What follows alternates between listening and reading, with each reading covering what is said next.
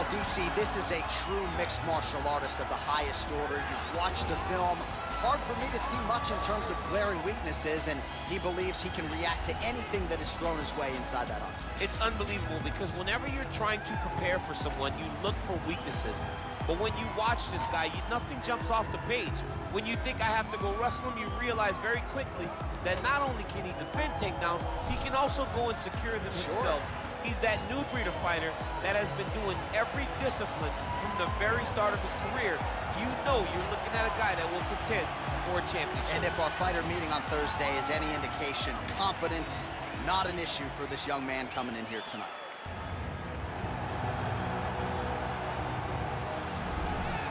Well, he's got almost as many kids as he does Ezekiel chokes. Here is the heavyweight hopeful, Aleksei Oleinik. This guy's more than 40 fights over 500 in a pro career that dates all the way back to 1996. It's unbelievable when you watch Aleksei Oleinik compete. He goes in there and he seems as disinterested as anyone that I've ever seen step into an octagon. But the moment he gets his hands on you, no one's nickname is more fitting. The boa constrictor. You feel like you're wrapped within his limbs and you cannot find an escape. Some of the submissions he has are truly unbelievable. When he hit that Ezekiel choke from the bottom, neither one of us, John, understood why his opponent was tapping. Yeah, and that was Victor Pesta, and then he got Junior Albini with that famed Ezekiel choke as well. Most people seem to know what's coming. They're dismissive of it. Aleksei Oleinik is a submission magician. He'll try to get another win here tonight.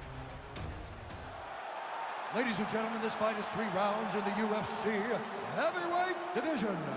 Introducing first, fighting out of the blue corner, a Muay Thai kickboxer and jiu-jitsu fighter holding a professional record of 24 wins, 9 losses, and 1 draw. He stands 6 feet 4 inches tall, weighing in at 231 pounds. Fighting out of Los Angeles, California, Fabricio!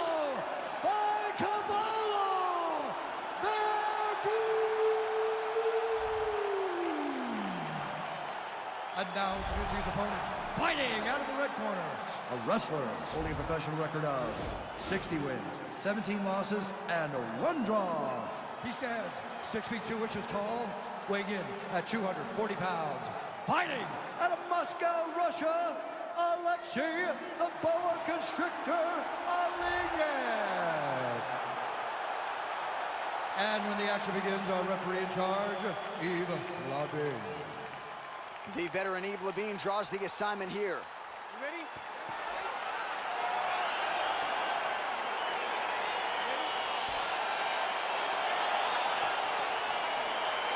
All right, so the fight is now underway. On one side, you have a fighter who does everything well, taking on a true grappler on the other side. Going to be interesting to see how long he can keep it upright. I mean, Damian Maia may be the most specialist type of grappler in the UFC. This guy resembles him in a number of ways. Let's see how he manages this fight against a guy that can do just about everything inside the octagon. Oh, nice scramble by him there. Takedown defense on point. He is a master in transition. All right, single collar tie now. Effective punch there by Werdum. Yet again, they will clinch here. That is how you scramble, folks. He engages in the single collar tie. Stuffs the takedown there. How good is his takedown defense? Again, they clinch. Lands flush with that right hand. Can't take many of those, you better check.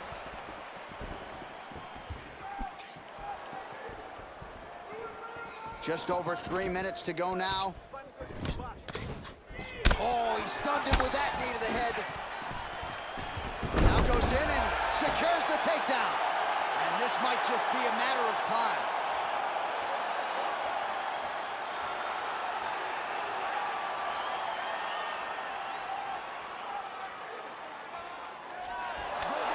Not tapping out tonight. All right, side control now. Oh, Werdum's pass is denied.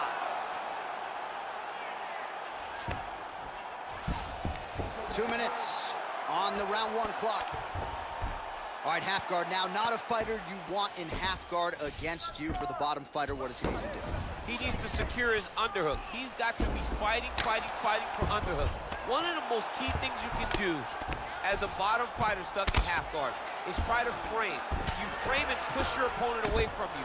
By pushing him away from you, he will then want to come back into you. Right. It's like when I push you back, you want to go forward. So as he comes forward, hand goes off the face, let it slip into an underhook, build up to your elbow, then go chase your single leg. This is high-level grappling, John, from a Brazilian Jiu-Jitsu black belt named Daniel Cormier. 45 seconds to go here in round one.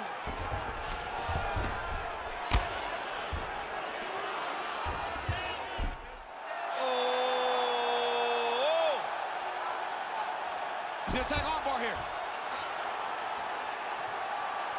You gotta recognize that when a guy starts to put his feet on your hips, you gotta move him off, and you gotta cover. You can't be off to an angle. It's in there deep. There you go. Oh, and there's the horn at the end of the round. So the fighter was really caught in the submission there just as the horn sounded. Safe to say he was saved by the bell there. So back to the stools they go. 60 seconds to recover here.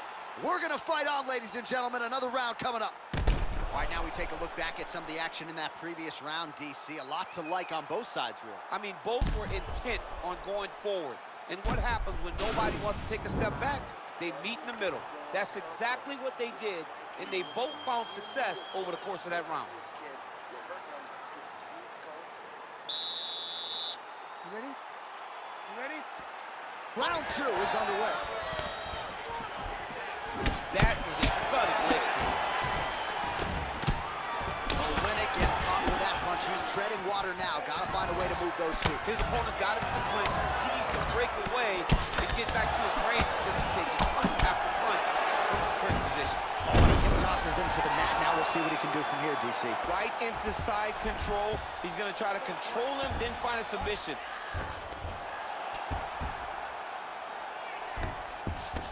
Close guard. Oh, now trying to isolate an arm, DC. He needs to move his hips back to cover. He cannot allow him on that angle. Attacking armbar.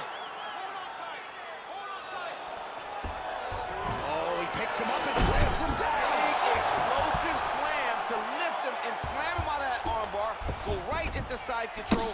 Now let's see what he does, right? Sometimes when you do that, the choke or the submission can get tighter, but he was able to evade it there. Yes. Nicely done there as he forces the miss from his opponent.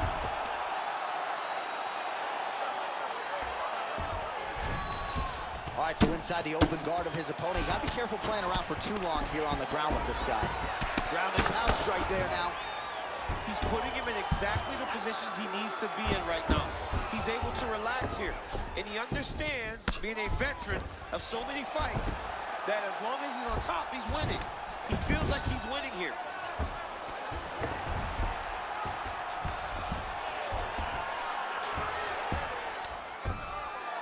He's having his way with him here.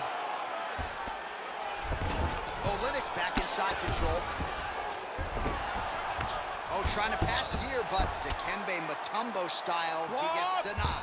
Blocked! Great job blocking that pass by the bottom fighter. All right, he's very comfortable fighting off this back, DC. Now looks like he's trying to hip escape. Yeah, he's trying to hip escape or maybe look for a Kimura here.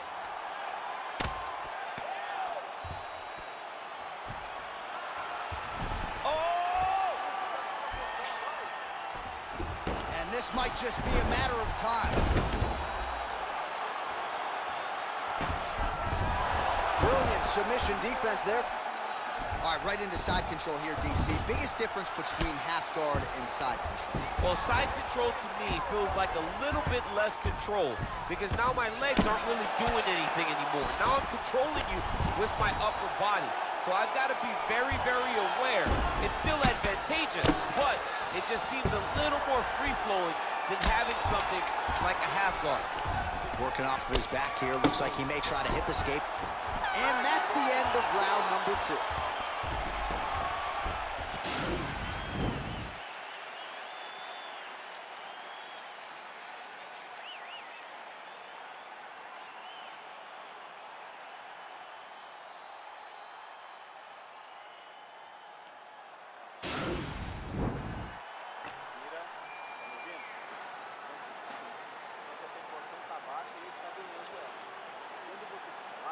So here we are as our next round gets underway. I would have tapped in that previous round, by the way. I would have tapped. It was so tight. I cannot believe that he got out of that submission. Good defense to block the strike coming back. All right, so he's landed some good shots tonight, but this, oh! He's in trouble. He's hurt bad. Oh, big left hook there. Well, he's up, but he is hurting for certain. The finish could come at any time. You gotta watch him attacking submissions. He throws the legs up to try to get a triangle choke here. Oh, nice. Now he falls back into the finishing position.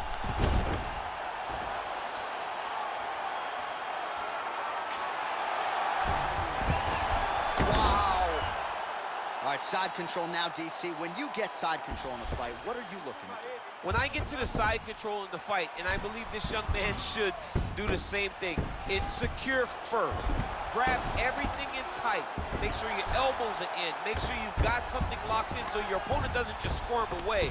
Punch short punches, but try to make the opponent make a choice.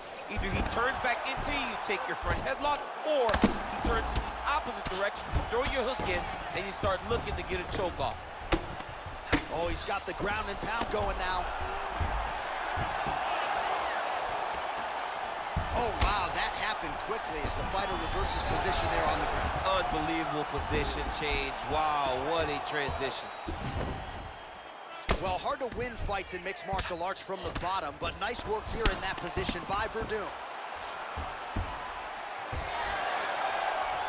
2 minutes to go in our third and final round.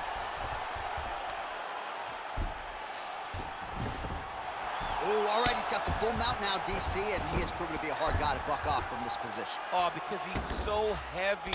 He keeps his weight down. He really does grind on you with his bottom half. He doesn't do anything with his arms.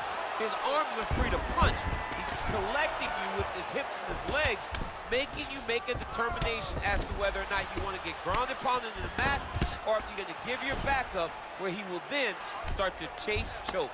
A lot of energy expenditure defensively if you are the bottom fighter in this situation.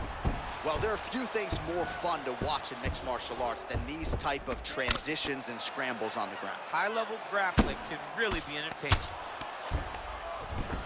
Now trying to hip escape. He's just trying to move out of this position off the bottom.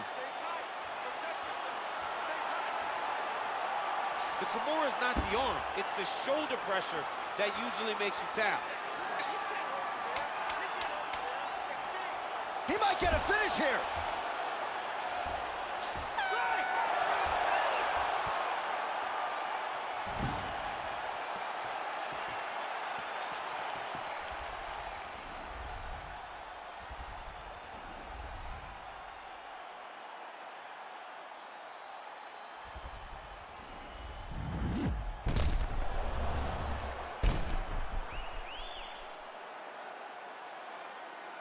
The official decision is in. It resides with Bruce Buffer. Ladies and gentlemen, after 3 rounds, we go to the judges' scorecards for a decision. The judges score the contest 29-28, 30-27, and 30-27. Declaring the winner by unanimous decision, Aleksei, the Boa Constrictor Oleinik. All right, so there he is. The celebration is on. He tried to leave the judges out of it tonight, was unable to do that, but a pretty dominant effort nonetheless. He's your winner by unanimous decision. And you've got to feel good about that. You got to feel good about dominating every aspect of a fight and getting a victory. You should be very